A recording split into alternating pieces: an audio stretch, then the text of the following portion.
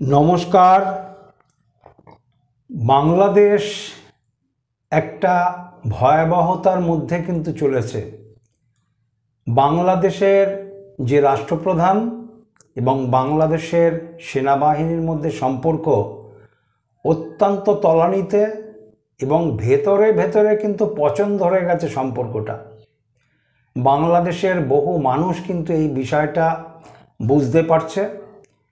একটা জিনিস মনে রাখতে লাগবে, 5ই আগস্ট যে ঘটনাটা ঘটেছিল এবং জুলাই আন্দোলন যেরকমভাবে রাস্তাতে ছাত্রছাত্রীদের আন্দোলন আন্দোলনের নামে একটা অরাজকতা সৃষ্টি হয়েছিল বাংলাদেশে, এইটা কিন্তু বৃদ্ধি করার মূলে সেনাপ্রধানের নিষ্ক্রিয়তা আছে।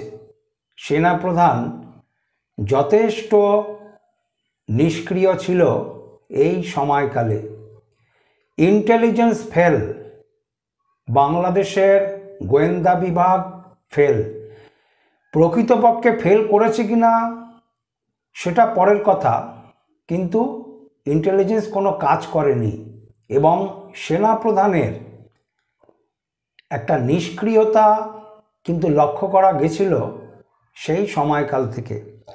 আজকে 9 মাস হয়ে গেল সেনাপ্রধান শেখ হাসিনা বাংলাদেশ ছাড়ার পরই বাংলাদেশের মানুষের উদ্দেশ্যে সেনাপ্রধান একটা বক্তব্য দিয়েছিল, আপনারা শান্ত হন, আমি বাংলাদেশে একটা সুষ্ঠু যাতে সরকার চলে, আমি সেনাপ্রধান হিসাবে সেই দায়িত্ব পালন করব এবং আমার নিজের কোনো আশা আকাঙ্ক্ষা নেই।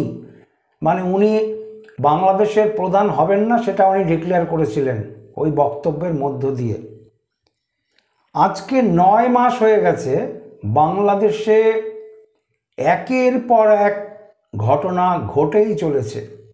বাংলাদেশ কিন্তু কিছুতেই যে একটা সুষ্ঠু সমাজ যে গড়ে উঠেছে সেটা কিন্তু কিছুতেই বলা যাবে না। সর্বদিক থেকে প্রশাসন ফেল এবং সেনাপ্রধান এই সময়কালে বাংলাদেশের এই রকম একটা জরুরি বা ভয়াবহতা সময়কালে যার ভূমিকা সবচেয়ে বেশি হওয়া প্রয়োজন, সেনাপ্রধান, সেই সেনাপ্রধান কিন্তু অত্যন্ত নিষ্ক্রিয়। উনি এতদিনে উনি যদি মনে করত, আজকে 9 মাসের মধ্যে উনি কিন্তু এতদিনে বাংলাদেশকে সঠিক রাস্তায় আনতে পারত। বাংলাদেশে যেরকম খুন, যেরকম ছিনতাই, মানুষের অধিকারকে খর্ব করা হয়েছে এবং একটা অরাজনৈতিক প্রশাসনিক মণ্ডলী বাংলাদেশকে চালাচ্ছে এবং নির্বিচারে, এগুলি কিন্তু সম্পূর্ণভাবে ঠিক জায়গায় আনতে পারত, বাংলাদেশকে সঠিক রাস্তা দেখাতে পারত। যার ক্ষমতা ছিল সে হলো সেনাপ্রধান ওয়াকারুজ্জামান। কিন্তু এই ভদ্রলোক কিন্তু একদিকে ভীত, প্রচুর ভীত মানুষ ওনাকে আমি দেখেছি। একটা সেনাপ্রধান হওয়ার জন্য যেরকম ডাইনামিক হতে লাগে, যেরকম সঠিক সময়ে সঠিক পদক্ষেপ গ্রহণ করতে লাগে এবং একটা কঠোর পদক্ষেপ গ্রহণ করার জন্য একটা সঠিক মানসিকতা, বলিষ্ঠ মানসিকতার প্রয়োজন হয়, বাংলাদেশের ওয়াকারুজ্জামানের কিন্তু সেই মনোভাব কিন্তু নেই। প্রচণ্ড দুর্বল মানুষ। আমি কিন্তু ওনার কতগুলি ভিডিওতে আমি ওনাকে লক্ষ্য করেছি এবং সেটা প্রমাণিত যে বাংলাদেশ এখনও যেরকম জায়গাতে এগিয়ে চলেছে, বাংলাদেশের এখনও কোনো গতি হয়নি, বাংলাদেশের মানুষ এখনও শান্তি পায়নি।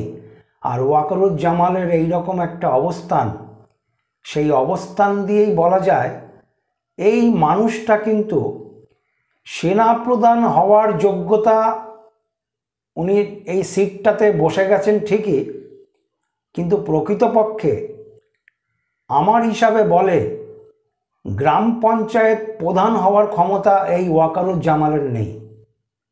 সুতরাং উনি বাংলাদেশের সেনাপ্রধান হয়ে বসেছে আর ওনার জন্যই আজকে 9 মাস বাংলাদেশের মানুষ প্রকৃতপক্ষে এই মানুষটা কিন্তু সম্পূর্ণভাবে দায়ী। কেন? ওনারাতে ক্ষমতা ছিল, ওনারাতে এখনও ক্ষমতা আছে, উনি যে কোনো সময় বাংলাদেশের পরিস্থিতিকে ঠিক করে দিতে পারে, কিন্তু উনি নিষ্ক্রিয়। আর একটা জিনিস মনে রাখবেন, দেশের প্রধানমন্ত্রী আক্রান্ত, গণভবনে লুটপাট চলছে, আর সেনাপ্রধান একজন নীরব দর্শক রূপে দেখে চলেছে। এটা কি কোনো দেশে হয়েছে? কোনো দেশে এরকম দেখা গেছে? গণভবন লুটপাট চলছে আর দেশের যিনি সেনাপ্রধান আছে উনি একজন দর্শকের মতন উনি দেখে চলেছে। ওয়াকারুর জামালের পক্ষেই এইটা সম্ভব হয়েছে। সুতরাং আজকে ওয়াকারুর জামাল এমনই একজন ব্যক্তি, উনি জলে নাবেন কিন্তু উনি চুল ভিজান না। এই রকমভাবে সেনাপ্রধানের দায়িত্ব উনি চালিয়ে আজকে কিন্তু উনি কারোর কাছে সেনাপ্রধানের মর্যাদায় কিন্তু নেই। বাংলাদেশের প্রধান ডক্টর ইউনূসের সঙ্গে সেনাপ্রধানের বর্তমানে কিন্তু একটা অন্তর্কলহ এবং ভেতরে পচন আরম্ভ হয়েছে। পচনটা অনেক দিন ধরেই আরম্ভ হয়েছে, কিন্তু রিসেন্ট দেখা যাচ্ছে কেন মহাকাশে মঙ্গল কিন্তু চতুর্থ ঘরের নিচস্থ অবস্থাতে আছে। মঙ্গল হচ্ছে যুদ্ধ, সেনাপ্রধান, রাষ্ট্রনায়ক এদের কিন্তু কারক গ্রহ। সেই মঙ্গল নিচস্থ অত্যন্ত দুর্বল অবস্থাতে আছে, যার জন্যই কিন্তু পৃথিবীতে বিভিন্ন ঘটনা ঘটে চলেছে। কিছুদিন আগেও যুদ্ধ দেখা গেছে এবং বাংলাদেশের বিষয়টা একটা চাপা চাপা উত্তেজনা মানুষ লক্ষ্য করছে। গ্রহ নক্ষত্রের অবস্থান কিন্তু প্রকৃতপক্ষে ভালো নয়। এই চাপা উত্তেজনা আগ্নেয়গিরির মতন বিস্ফোরণ হতে পারে, সম্ভাবনা কিন্তু আছে। দুইজন ক্ষমতাবান ব্যক্তি বাংলাদেশের, ডক্টর ইউনূস এখন সেনাপ্রধানকে সরিয়ে দেওয়ার জন্য ষড়যন্ত্র চালাচ্ছে। ষড়যন্ত্রটা আগেই ছিল, কিন্তু এখন ষড়যন্ত্রটা ডক্টর ইউনূস বড়ভাবে চালাচ্ছে। অপরদিকে সেনাপ্রধান উনি মনে মনে অনুভব করছে যে আমি এখন কি করব। উনি কি পাল্টা ডক্টর ইউনূসকে সরিয়ে দেওয়ার জন্য সচেষ্ট হবেন? ওনার হাতেও তো ক্ষমতা আছে। ডক্টর ইউনূস যেরকম চাইছে সেনাপ্রধান সরে যাক, আমরা নতুন সেনাপ্রধানকে স্থাপন করব। সেনাপ্রধানও কি যদি ওনার মধ্যে সেই বলিষ্ঠ ভাব থাকে, উনিও কি সেই পদক্ষেপ উনি নিতে পারবেন? অনায়াসে তো ওনার পক্ষে নেওয়া সম্ভব। অনায়াসে উনি বলিষ্ঠ পদক্ষেপ নিতে পারে এবং বাংলাদেশকে আমার গণনা অনুযায়ী 7 দিনের মধ্যে বাংলাদেশকে উনি শান্ত করে দিতে পারে। বাংলাদেশ 7 দিনের মধ্যে শান্ত। ক্ষমতার কাছে সবাই নতজানু, ক্ষমতার কাছে, রাষ্ট্রের ক্ষমতার কাছে সবাই নতজানু। সুতরাং সেনাপ্রধানের কাছে যেই ক্ষমতা আছে, সেই ক্ষমতা যদি উনি সঠিকভাবে প্রয়োগ করে তাহলে 5ই আগস্ট ঘটতো না। আর 5ই আগস্টের পরে যে সকল ঘটনা একের পর এক ঘটে চলেছে বাংলাদেশে, সেই ঘটনাগুলিও কিন্তু মানুষ দেখতে পারতো না। বাংলাদেশ কিন্তু একটা সুষ্ঠু দেশ, একটা সঠিকভাবে কিন্তু এগোতে পারত, কিন্তু সেই জায়গায় কিন্তু বাংলাদেশের অবস্থান নেই। আমি অ্যাস্ট্রোলজার বেদান্তজি, আমি যে কোনো বক্তব্য দিতে গেলেই আমাকে কিন্তু একটা জিনিস মনে রাখতে লাগে, সেটা হলো গ্রহ নক্ষত্রের ওপরে নির্ভর করে আমাকে গণনা করতে লাগে। কালপুরুষের থেকে যদি আমি হিসাব করি, তাহলে কালপুরুষের হিসাব অনুযায়ী দশমপতি অর্থাৎ কর্মকারক গ্রহ অর্থাৎ কর্মপতি শনি, সে কিন্তু দ্বাদশে আছে রাহুর সাথে। কর্মপতি শনি দ্বাদশে আছে রাহুর সাথে। কর্মপতি শনি যদি রাহুর সাথে 12 নম্বর ঘরে থাকে, কারোর ক্ষমতা চলে যেতে পারে, কারোর ক্ষমতা চলে যেতে পারে, মহাকাশের গণনাতে এটাই বলে। এবং যেহেতু মঙ্গল নিচস্থ অবস্থাতে আছে, মঙ্গলই কিন্তু ক্ষমতার সবচেয়ে বড় শক্তিশালী গ্রহ এবং রাষ্ট্র ক্ষমতা, সেনা প্রধান বা রাষ্ট্রের প্রধান এদেরকে কিন্তু বহন করে মঙ্গল। সুতরাং মঙ্গল নিচস্থ। অপরদিকে দশমপতি শনি মহাকাশের 12 নম্বর ঘরে রাহুর সাথে যুক্ত হয়ে রয়েছে। যদি দশমপতিকে দিয়ে বোঝানো হয় কর্মটাকে, কর্মের গ্রহ দশমপতি। সুতরাং কর্ম চলে যেতে পারে, ক্ষমতা চলে যেতে পারে। সময়কাল কিন্তু সেই জায়গাটা বলেছে, ক্ষমতা হঠাৎ করে চলে যেতে পারে।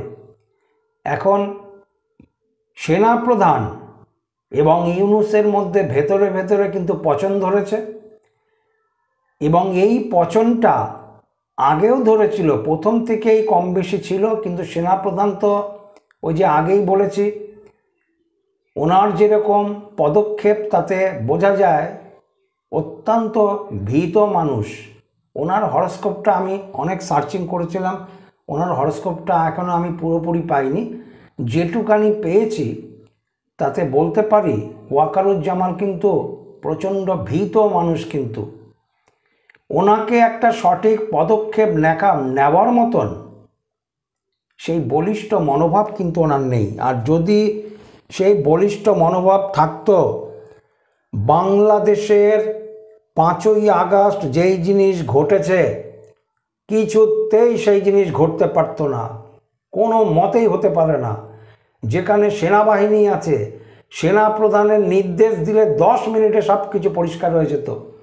কিন্তু সেনাপ্রধান তার নিজের দায়িত্ব পালন করেননি, নিজের নিষ্ক্রিয়তা দেখিয়েছেন।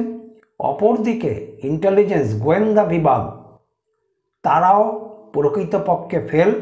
আমি ফেল কথাটা বলবো না, এখানে কিছু ঘটনা ঘটেছিল যার জন্য গোয়েন্দা রিপোর্ট পুরোপুরিভাবে বাংলাদেশের প্রধানমন্ত্রী তৎকালীন সেই সময়কালে শেখ হাসিনার কাছে কিন্তু পৌঁছায়নি, সঠিক তথ্য কিন্তু পৌঁছায়নি গোয়েন্দা বিভাগের তরফ থেকে। এবং আজকেও যেই পরিস্থিতি এগোচ্ছে তাতে আমি জ্যোতিষী হিসাবে বলতে পারি, বাংলাদেশে যেরকম অবস্থা এবং স্টুডেন্টদের মধ্যেও আপনারা দেখেছেন, এখনও কিন্তু স্টুডেন্টদের মধ্যে সেই ভয়াবহতা কিন্তু শেষ হয়নি। স্টুডেন্ট আন্দোলন কিন্তু চলবে, কেননা আমি গণনা করে বলেছি 4 নম্বর ঘরটা দিয়েই কিন্তু এডুকেশনের সর্বত্র বিচার করা হয়। স্টুডেন্ট আন্দোলন চলবে এবং যে মেডিকেল ডিপার্টমেন্টের নার্সদের যে বিষয়টা নিয়ে আন্দোলন চলছে তাদের বিষয়েও কিন্তু বাংলাদেশে চলবে। কিন্তু সেনাপ্রধান কি এই রকমভাবে নিষ্ক্রিয়তা থাকবে? অবশেষে কি ডক্টর ইউনূস সেনাপ্রধানকে বরখাস্ত করবে, নাকি সেনাপ্রধান ডক্টর ইউনূসকে ক্ষমতাচ্যুত করে বাংলাদেশে সঠিক রাস্তা দেখাবে? আপনারা আমার ভিডিওকে শেয়ার করুন, লাইক করুন, সাবস্ক্রাইব করুন। নমস্কার।